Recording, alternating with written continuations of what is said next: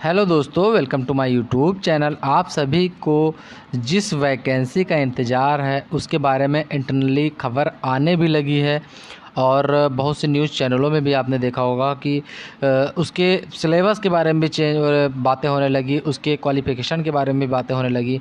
आप लोगों ने देखा ही होगा कि अभी अभी न्यूज़पेपर में भी एक कटिंग आई थी और ज़्यादातर जो न्यूज़ चैनल यूट्यूब चैनल पे दिखाया भी गया कि डिप्लोमा वाले बीटेक वाले अब टेक्नीशियन का फॉर्म नहीं डाल सकते हैं। किसमें? रेलवे का जो टेक्नीशियन आती है एलपी टेक्नीशियन के, एलपी के साथ में जो टेक्नीशियन की पोस्ट आती है उसमें।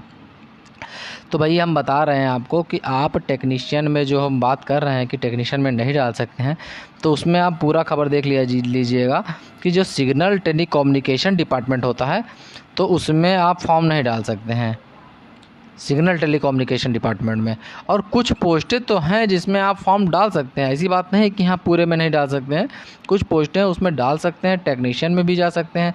अब बताइए बीटेक वाला है या डिप्लोमा वाला है, अब एएलपी का वो डालेगा तो एएलपी में मान लीजिए उसकी आँख थोड़ा कमज़ोर है तो एएलपी में तो भैया आँख वाँख बहुत मतलब मेडिकल बहुत फिट होना चाहिए उसके अंदर, तब जाके एएलपी में होता है। मान लीजिए मेडिकल में वो कुछ डाउन है तो टेक्नीशियन में आएगा, तो टेक्नीशियन में आएगा तो उसके लिए कोई पोस्ट ही नहीं बचेगी, तो वो तो छट जाएगा ना। तो भैया ऐसा नहीं है कि कुछ पोस्टें हैं जो टेक्नीशियन में डिप्लोमा वाले भी भरते हैं और बीटेक वाले भी आते हैं और ज़्यादातर फ़ायदा यहाँ पे पा रहे हैं। तो ज़्यादा फ़ायदा मतलब 100 में से 99% फ़ायदा मिल रहा है किनको? आईटीआई वालों को। भैया आईटीआई आपने किया हुआ है ना, आईटीआई किया हुआ है और अच्छे से अगर आप पढ़ाई कर रहे हैं तो भैया यहाँ पे आपको 100% गारंटी के साथ कह रहे हैं, अगर अच्छे से पढ़ाई कर रहे हैं तो आपको जो 2023 में जो वैकेंसी आने वाली एलपी टेक्नीशियन की, तो उसमें आपका सिलेक्शन 100% हो जाएगा। आप कह रहे होंगे कि भैया अभी तक वैकेंसी नहीं आई है, तो भैया देखिए इसी का प्रोसेस तो है। जीडीसी जो है, जीडीसी क्या है? जीडीसी क्या है? डिपार्टमेंटल एग्ज़ाम, तो इसी का तो प्रोसेस है। तो सबसे पहले भैया देखिए हर बार ये आता है, पहले आता है, उसके बाद आती है डायरेक्ट रिक्रूटमेंट की नौकरी। तो भैया देखिए जीडीसी का चल रहा है और जीडीसी का पेपर भी हो जाएगा। अब अगस्त तो ख़त्म ही होगा, सितंबर अक्टूबर में पेपर है। तो ये अक्टूबर के बाद मान के चलिए कि आपकी एलपी टेक्नीशियन की पोस्ट आपको देखने को मिल जाएगी और जेई की भी देखने को मिलेगी।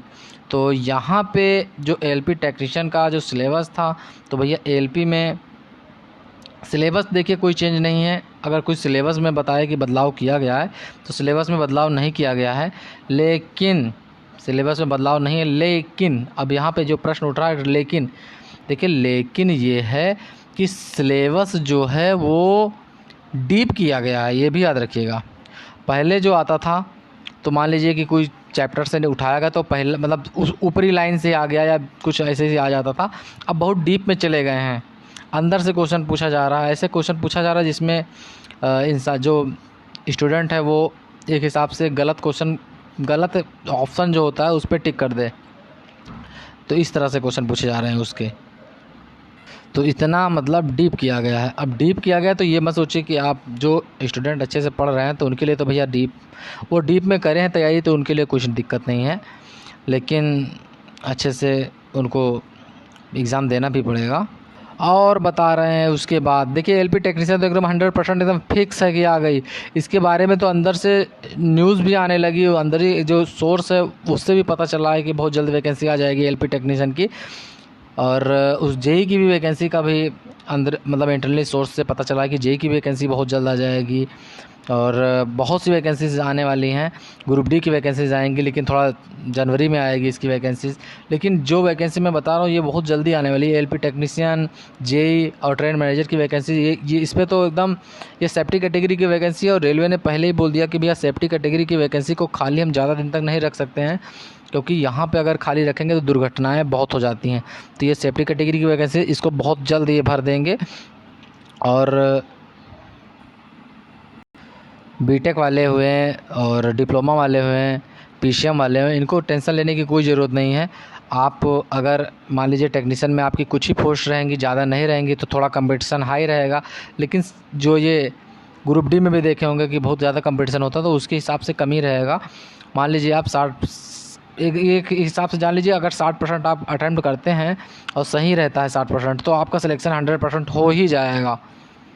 बहुत ज़्यादा कट ऑफ चली गई तो बता रहे हैं कि 60% आ गया, नॉर्मलाइजेशन करके हो जाता है, काम हो जाएगा।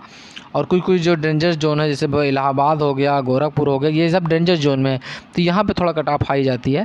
अगर आप मान लीजिए डिप्लोमा वाले जो हैं, हम बता रहे हैं जिनको बता रहे हैं उनको, डिप्लोमा वाले हुए, बीटेक वाले हुए या पीसीएम वाले हो, तो इनको एक ही सलाह मैं दूंगा कि भैया आप ना ऐसे जगह से फॉर्म डालें जहाँ की कट ऑफ बहुत कम जाती है।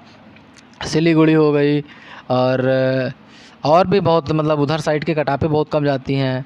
सिलीगुड़ी हो गई, कोलकाता हो गया और बिलासपुर जोन हो गया, ये सब की कट ऑफ कम जाती है। मुंबई की जोन की कट ऑफ कम जाती है। तो यहाँ से आप डाल दीजिए फॉर्म, तो यहाँ आपको बेनिफिट मिल जाएगा और आपका नाम आ जाएगा। मान लीजिए आप, अब देखिए, अब मान लीजिए इधर से आपने इलाहाबाद से डाला, तो भैया इलाहाबाद में सभी जोन से कट ऑफ, तो यहाँ की 10 नंबर 12 नंबर तो कट ऑफ ज़्यादा ही जाती है, तो वहाँ पे 10 नंबर 12 नंबर का आपको बेनिफिट मिल जाएगा और आपका नाम हो जाएगा, आ जाएगा और सिलेक्शन भी हो जाएगा।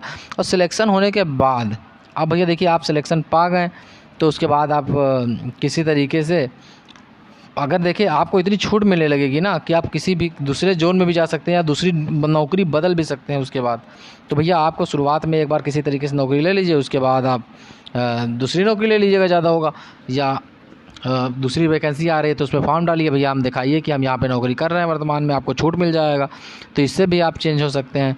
मान लीजिए आपको वहाँ नहीं रहना है, तो अगर आप रुकते हैं तो भैया आपका प्रमोशन भी हो जाएगा, तो इससे आपको फ़ायदा ही रहेगा। और नई वैकेंसी में जाते हैं तो आपका नाम आ जाएगा, आसानी से आ जाएगा। तो यहाँ पे जो टेक्नीशियन में डालना चाहते हैं और एलपी में डालना चाहते हैं, उनको कोई भी टेंशन लेने की ज़रूरत नहीं है, और डिप्लोमा हो। और एक बात हम आपकी बार एक और बात बता रहे हैं कि जिन्होंने आईटीआई किया हुआ है, ग्रुप डी में भी अब की बार बता रहे हैं कि ग्रुप डी की जो नौकरी आएगी उसमें आईटीआई कंपलसरी रहेगा, उसमें बीटेक और डिप्लोमा वाले फॉर्म नहीं डाल सकते हैं। डायरेक्ट जो हाई स्कूल बेस मांगा जाता था वो अब की बार नहीं मांगा जाएगा, अब की बार आईटीआई बेस होगा। आईटीआई लागू हो चुका है, आईटीआई एकदम कंफर्म है कि लागू है, पता भी चला हमें कि आईटीआई लागू हो चुका है। कुछ पोस्टें जो हैं वो 10th बेस हैं, और जितनी भी टेक्निकल पोस्टें थी सारी वैकेंसी पे आईटीआई लागू हो चुका है। इलेक्ट्रीशियन है तो इलेक्ट्रिकल वाले भरेंगे उसमें, आईटीआई वाले। मैकेनिक है तो आईटीआई के मैकेनिक वाले भरेंगे, और भी है उसमें बहुत से ट्रेड हैं। तो ये बांट दिया गया उसको, और उसमें भैया अब 10th बेस नहीं आएगी फॉर्म।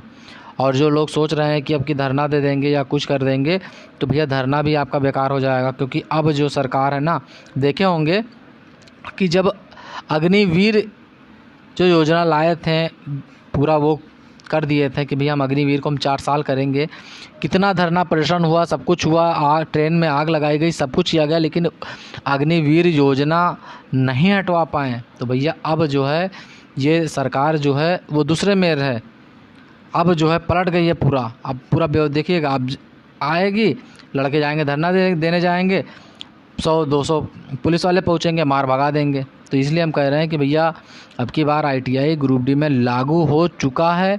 जिन्होंने आईटीआई नहीं किया वो भैया कर लीजिए, और ये साल तो नहीं, लेकिन हाँ 1-2 साल में फिर वैकेंसी आएंगी तो आप देख लीजिएगा। तो भैया ग्रुप डी में आईटीआई लागू हो चुका है।